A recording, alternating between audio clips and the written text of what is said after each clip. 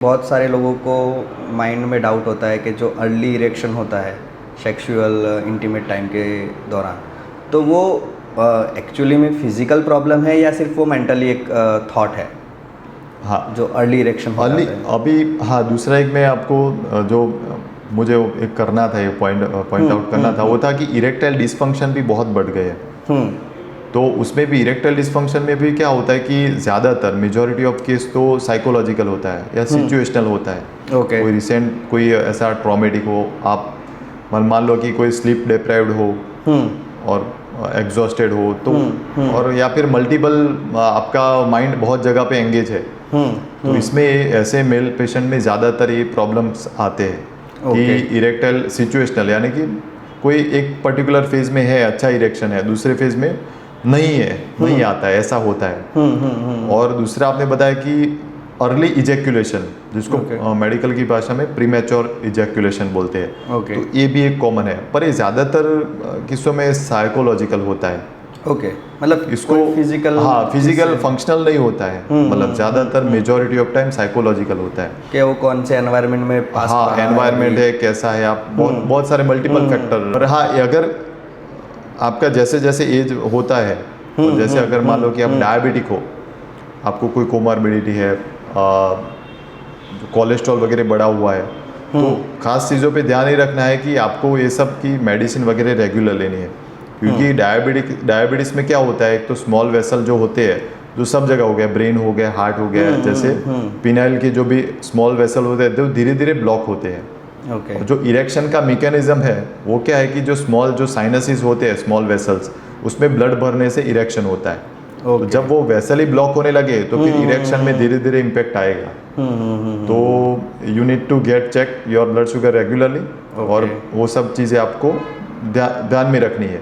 और मीनवाइल सब आपको फिजिकल एक्टिविटी भी रखनी है, प्रॉपर आपका डाइट वगैरह हो रहा है कि आप बहुत बाहर से जंक फूड नहीं खा रहे हो, प्रोसेस फूड नहीं खा रहे हो, स्लीप रेगुलरली मेंटेन करना है आपको, वो सब चीज़ें ध्यान में। अभी जैसे कि यंग जनरेशन में फर्टिलिटी के इश्यूज बढ़ रहे हैं, तो उसका मेन रीज़न क्या हो सकता है? मतलब क्या उनकी हैबिट है, या फिर अभी जो एनवायरनमेंट में पॉल्यूशन है वो है? मेन चीज़ हो गई तो लाइफस्टाइल तो हो ही गई कि स्ट्रेसफुल लाइफ, ओके।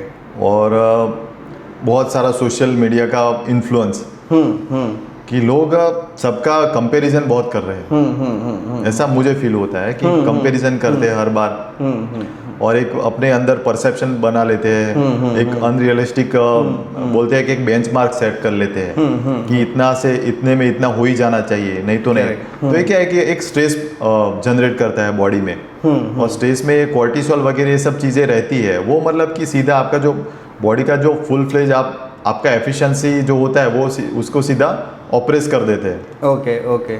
तो उसका सीधा इफेक्ट ये सब चीज़ों पे आता है, तो जनरली जो पे और वो सब चीज़ें। हाँ, जो लोग सोचते हैं डिप्रेशन में जाते हैं, वो ज़्यादा इम्पैक्ट करता है फर्टिलिटी वो पे। इम्पैक्ट डिप्रेशन जाते हैं वो, और वो स्ट्रेस से सीधा आपके जो नॉर्मल मेटाबॉलिज्म हो गई, सीधा हाइपरटेंशन भी कर सकता है, ग्लूकोज मेटाबॉलिज्म भी गड़बड़ आ जाता है, तो सीधा शुगर, अर्ली शुगर आने के चांसेस बढ़ जाते हैं, आपकी स्लीप ठीक से तरह से नहीं हो रही। तो बाकी के सारे भी जो बोलते हैं कि ओवरऑल आपका वेल बीइंग हो गया, वो सब इम्पैक्ट आता है स्ट्रेस से। ओके। स्ट्रेस से, ओवर थिंकिंग से, तो stress and over thinking are the most common factor है। ओके।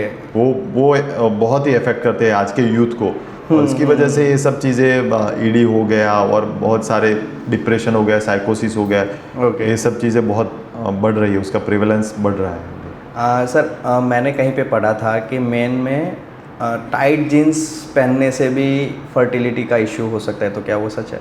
नहीं, ये ऐसा एक मैं बोलूँगा कि ऐसा 100% वो ट्रूथ नहीं है, पर हाँ कि आप ऐसे कपड़े पहन रहे हो कि जिससे कांस्टेंट अंदर एक जो आप बोलते हैं स्क्रोटम रीजन में एक वार्म एनवायरनमेंट डेवलप होता है, कि जो भी होते हैं कि पूरे वेंटिलेटेड हो कपड़े, एकदम इतने भी टाइट ना हो कि बोलते हैं कि अंदर का टेम्परेचर एकदम, मतलब बॉडी एकदम वार्म हो जाए, ऐसे कपड़े नहीं, हाँ, सर्कुलेशन वगैरह वो हो जाए, इम्पैक्ट आए, तो ऐसे कपड़े नहीं पहने चाहिए।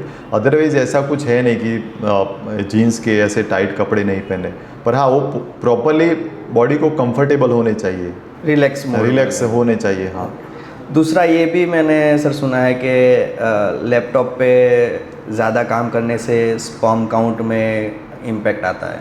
अगर पैर के ऊपर लैपटॉप रख के हम Yes, अगर yes. काम करते हैं हाँ यस, ज़्यादा टाइम के ये लिए। बात एक्चुअली करेक्ट है उस आप जो बोल रहे हैं उस हिसाब से, क्योंकि क्या है कि जो स्पर्म प्रोडक्शन होता है वो स्क्रोटम में रहे जो टेस्टिकल होते हैं उसमें होता है, और वो टेस्टिकल जो स्क्रोटम में है उसका एक नेचुरली एक मैकेनिज्म है कि वो बॉडी के बाहर का पार्ट है, अंदर नहीं है।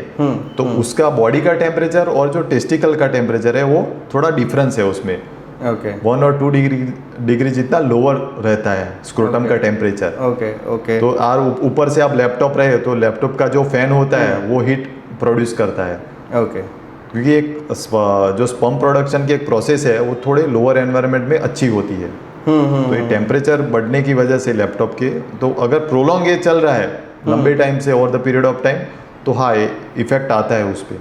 तो ऐसे ही बहुत सारे प्रॉब्लम्स होते हैं जो मैन यूरोलॉजिस्ट से कंसल्ट करने से डरते हैं, या फिर हो सकता है कि इग्नोर कर रहे हैं, या फिर उनको जानना ही नहीं है, उनको डर है कि शायद मुझे ये प्रॉब्लम निकला तो वैसे मेंस के लिए आप क्या कहना चाहोगे? उनको क्या एक मैसेज देना चाहोगे कि आपको कंसल्टेशन क्यों रिक्वायर्ड है? देखो अभी कोई भी चीज़ हो गई कि अगर आपको कोई प्रॉब्लम है तो एक होता है कि सोशली उनको खुल के अगर मैन ईगो आ जाता है, मेल ईगो तो आ ही जाता है, मुझे ये नहीं हो प्रॉब्लम नहीं सकता। होना चाहिए। हाँ, और दूसरा कि सोशली हमको सब लोग मतलब हंसेंगे कि जो क्या बोल सकते हैं कि उनका वो हो जाएगा, मतलब लोग क्या कहेंगे? डिसरिस्पेक्ट करेंगे कोई अच्छे से, कि एक मेल ईगो हो गया, आपने करेक्टली किया।